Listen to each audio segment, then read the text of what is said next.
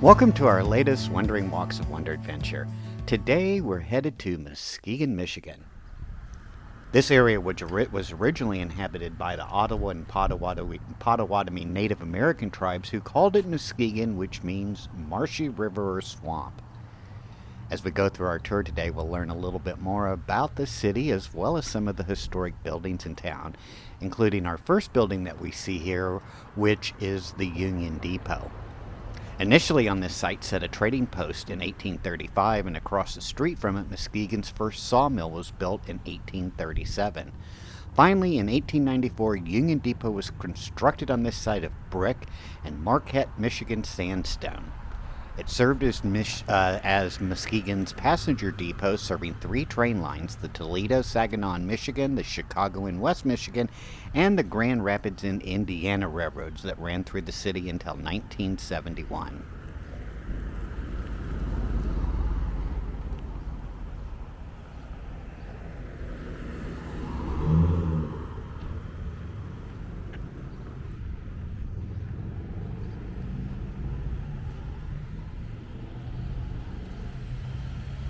Across the street from us, we see a building that is the Amazon building. But no, it's not that Amazon. This building from the 1800s until the 1950s was a hosiery and knitting mill that operated out of this building.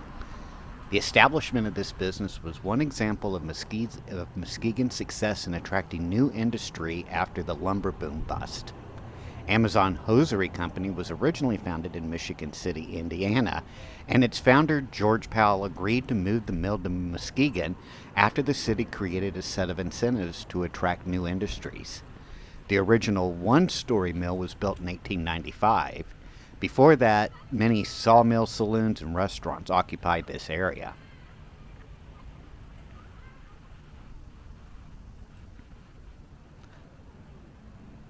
From its beginning in Muskegon, Amazon didn't perform well.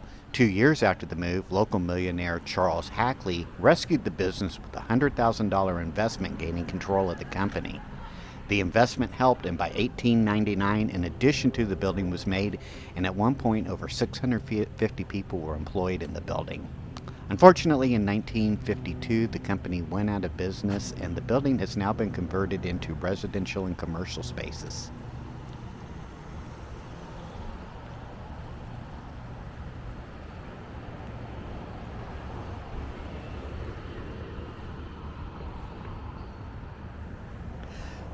The first European to visit this area was Jean Nicolet, a French explorer in 1634.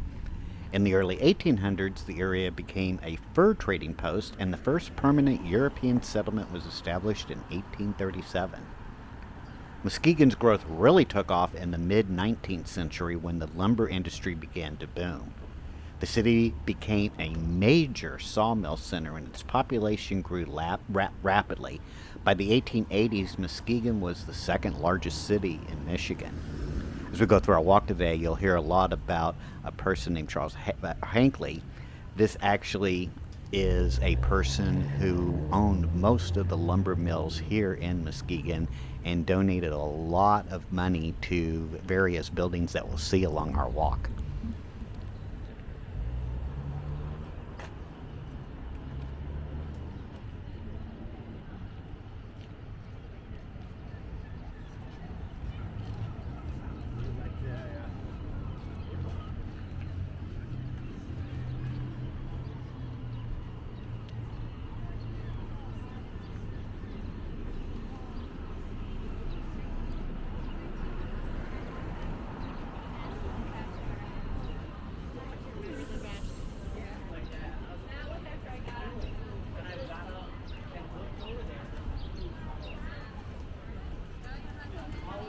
The lumber industry declined in the early 20th century, but Muskegon continued to grow as a manufacturing center.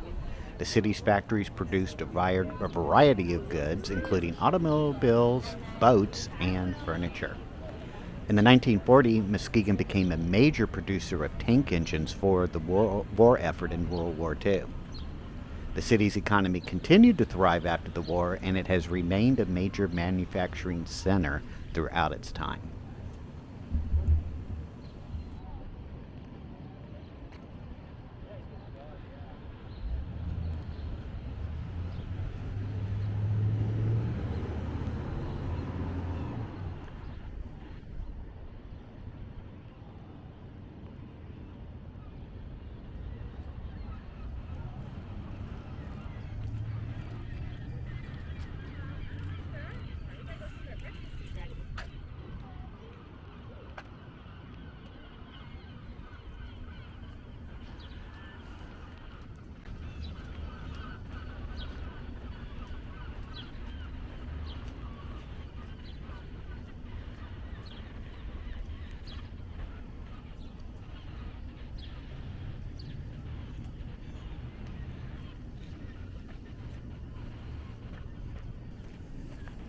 We're now headed towards the Lakeshore Museum Center. In front of the museum is one of the more historic residents here in Muskegon, and that's Moxie the Mastodon.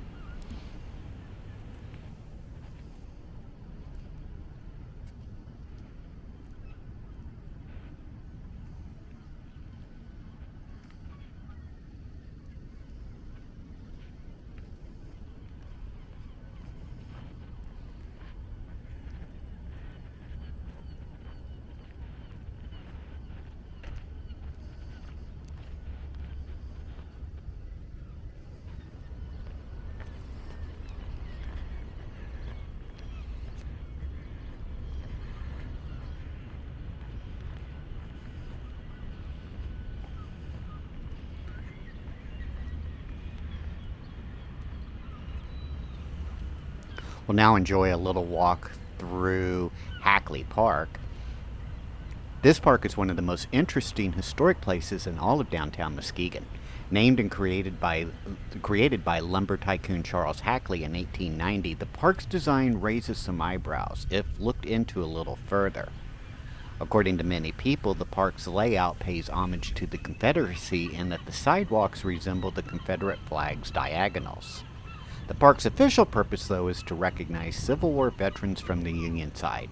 In the center of the park is an 80-foot-tall soldier's monument. Around the park are bronze statues of David Farragut, who was the first admiral of the U.S. Navy, William Tecumseh Sherman, a general in the Union Army, and, of course, President Abraham Lincoln and Ulysses S. Grant. One was the president and the other commanding general of the Union Army.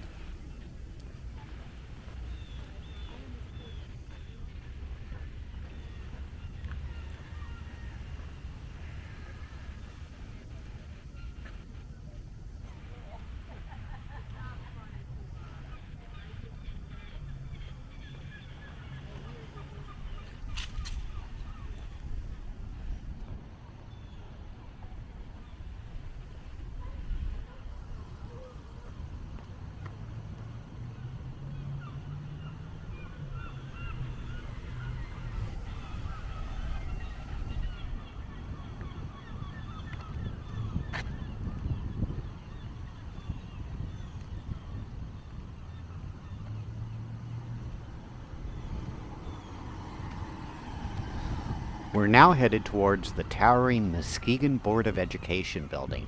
This building was constructed in the Richardsonian Romanesque style in 1889 with money donated by Charles Hackley. Hackley High School once stood here, replacing Central High after its destruction by a fire in 1890. In 2020, the Muskegon Public Schools moved out of the building, and it was sold to a non-profit company that is hoping to restore the building for mixed use. In front of this building is the oldest memorial statue of President William McKinley.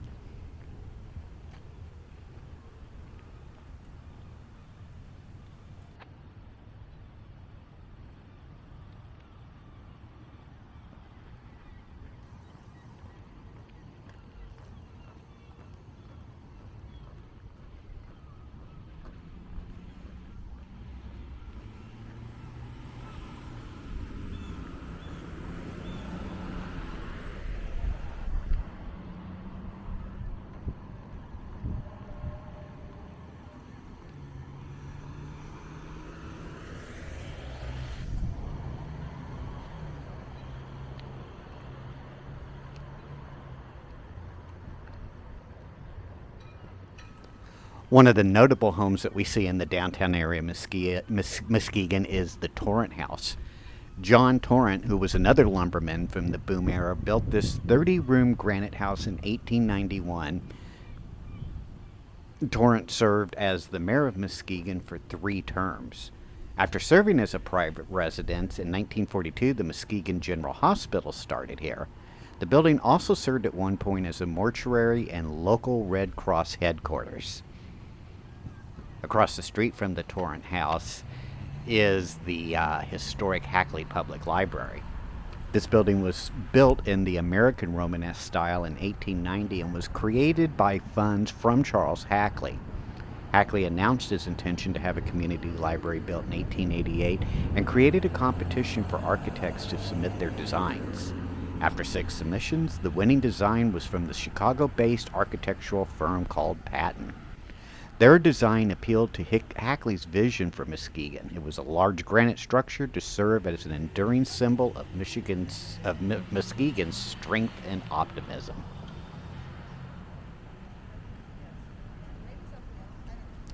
Next door to the public library stands the Muskegon Museum of Art. This was formerly known as the Hackley Art Gallery when it was constructed in 1912. While Hackley didn't live to see the gallery open, he left $150,000 in his will for the Hackley Picture Fund. This money was used to purchase pictures of the best kind. Many of the original works purchased from this fund are still on display inside the museum. In 1916, the museum made national headlines when Lulu Miller became the second female director of an art museum in the United States.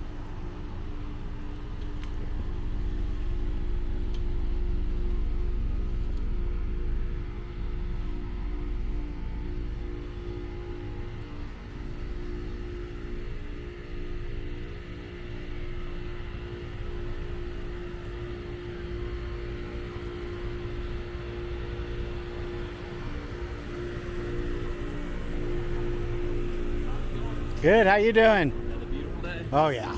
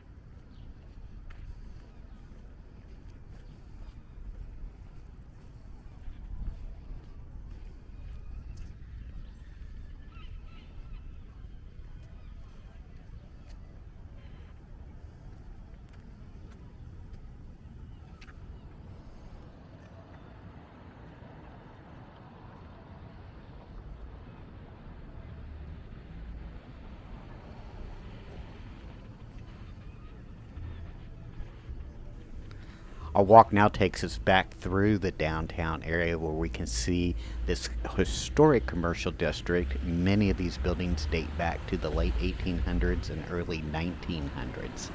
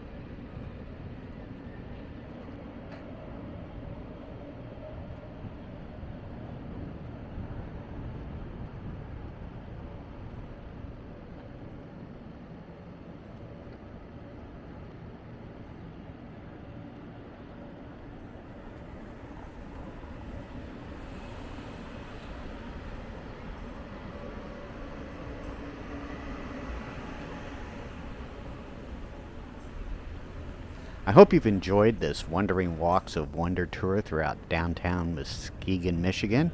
Make sure to hit that like and subscribe button, and we'll see you on our next walk. Take care now. Bye-bye.